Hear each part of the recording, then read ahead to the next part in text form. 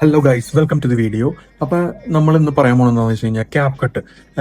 ഇപ്പൊ video editing ഒരുപാട് പേർക്ക് പഠിക്കാനും താല്പര്യമുണ്ടെന്ന് പറഞ്ഞ് ഇൻസ്റ്റാഗ്രാമിലെ ഒരുപാട് മെസ്സേജ് വന്നു. അപ്പൊ ഞാൻ വിചാരിച്ചു വന്നാൽ പിന്നെ വീഡിയോസ് ബേസിക് കാര്യങ്ങളും തുടങ്ങി പറയാമെന്ന് വിചാരിച്ചു. അതുകൊണ്ടാണ് ഇപ്പൊ ഞാൻ ഈ വീഡിയോ ചെയ്യുന്നത്. ഇന്നിപ്പോൾ നമ്മൾ പരിചയപ്പെടാൻ പോകുന്നത് ഏറ്റവും ബേസിക്കും ഭയങ്കര യൂസർ ഫ്രണ്ട്ലി ആയിട്ടുള്ള ഒരുപാട് ഉപകാരങ്ങളുള്ള ഭയങ്കര സിമ്പിൾ ആയിട്ടുള്ള ഒരു ആപ്ലിക്കേഷൻ ക്യാപ് കട്ട്. അപ്പൊ ക്യാപ് കട്ടിലെ ബേസിക് കാര്യങ്ങളാണെന്ന് പറയാൻ പോകുന്നത്. അപ്പൊ നമുക്ക് നേരെ വീഡിയോയിലേക്ക് പോകാം.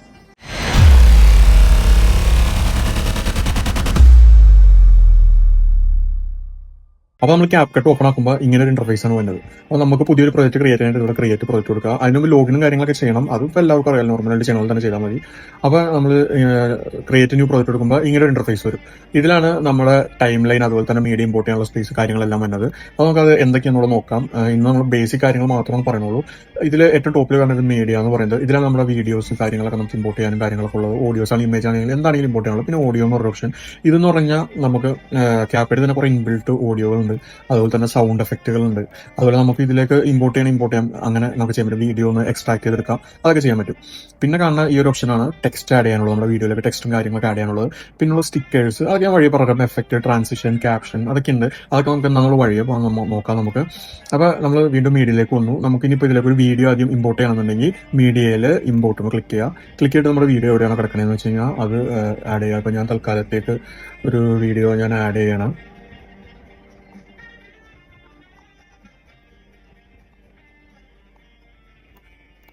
ഞാൻ ഇപ്പോൾ ഒരു വീഡിയോ ആഡ് ചെയ്തതിനു ശേഷം ഈ താഴെ കാണുന്ന ഈ സ്പേസ് ആണ് ടൈം ലൈൻ എന്ന് പറയുന്നത്.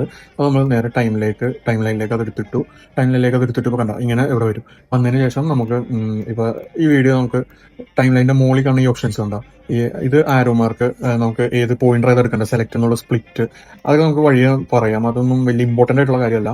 അപ്പോൾ നമുക്ക് ഇപ്പോൾ ഈ വീഡിയോ നമുക്കൊന്ന് സ്പ്ലിറ്റ് ചെയ്യണം. അതായത് ഈ ഒരു പോർഷനിൽ വെച്ചിട്ട് നമുക്ക് ഈ വീഡിയോ സ്പ്ലിറ്റ് ചെയ്യണമെന്നുണ്ടെങ്കിൽ ഈ മുകളിൽ കാണുന്ന ഈ ഒരു ഓപ്ഷനോ അല്ലെങ്കിൽ Ctrl+B ഞെക്കി കഴിഞ്ഞാൽ നമുക്ക് സ്പ്ലിറ്റ് ചെയ്യാൻ പറ്റും.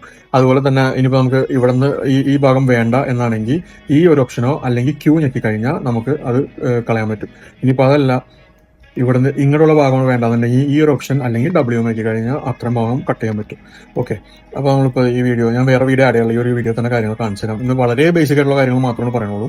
അപ്പോൾ അത് ഇതുപോലെ ചെയ്തു. ഇപ്പോൾ ഞാൻ ഈ വീഡിയോ 4 സ്പ്ലിറ്റ് ചെയ്യുന്നുണ്ട്. ഇപ്പോൾ ഒരു 4 വീഡിയോ ആണ് ഇതെന്ന് വിചാരിച്ചു. നമുക്കപ്പോൾ ഇതിലേക്ക് ആദ്യം ഓഡിയോ ആഡ് ചെയ്യണം. നമുക്ക് ഇതിൽ തന്നെ നമുക്ക് ഇൻബിൽട്ട് ആയിട്ടുള്ള നമുക്ക് കേട്ടിട്ട് ഇപ്പോൾ നല്ലതുണ്ടെങ്കിൽ അത് നമുക്ക് ആഡ് ചെയ്യാൻ പറ്റും.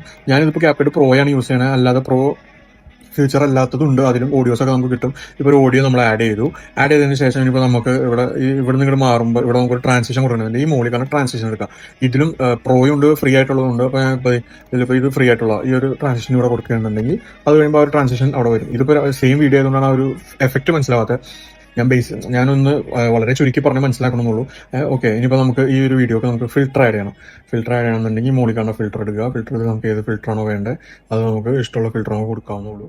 അപ്പൊ ഇതൊക്കെയാണ് ക്യാപ് കട്ടിന്റെ ബേസിക് ആയിട്ടുള്ള കാര്യങ്ങൾ. നമുക്ക് അത്യാവശ്യം എഡിറ്റിംഗ് സ്റ്റാർട്ട് ചെയ്യാനായിട്ട് അറിഞ്ഞിരിക്കേണ്ട കാര്യങ്ങൾ ഇതൊക്കെയാണ്. ഭയങ്കര സിമ്പിൾ ആണ്. അപ്പൊ നമുക്ക് ഇനി വരും വീഡിയോകളിൽ നമുക്ക് ഓരോരോ സ്റ്റെപ്പുകളായിട്ട് ഓരോരോ എഫക്റ്റുകൾ കാര്യങ്ങൾ എല്ലാം നമുക്ക് പഠിക്കാം. അപ്പൊ ഈ വീഡിയോ ഇഷ്ടപ്പെട്ട എന്തായാലും നിങ്ങൾ ലൈക്ക് ചെയ്യുക, അതുപോലെ തന്നെ ബാക്കിയുള്ളവരിലേക്ക് ഷെയർ കൂടി ചെയ്യുക. പിന്നെ ഈ ചാനൽ എന്തായാലും മറക്കാതെ സബ്സ്ക്രൈബ് കൂടി ചെയ്യുക. Okay, by.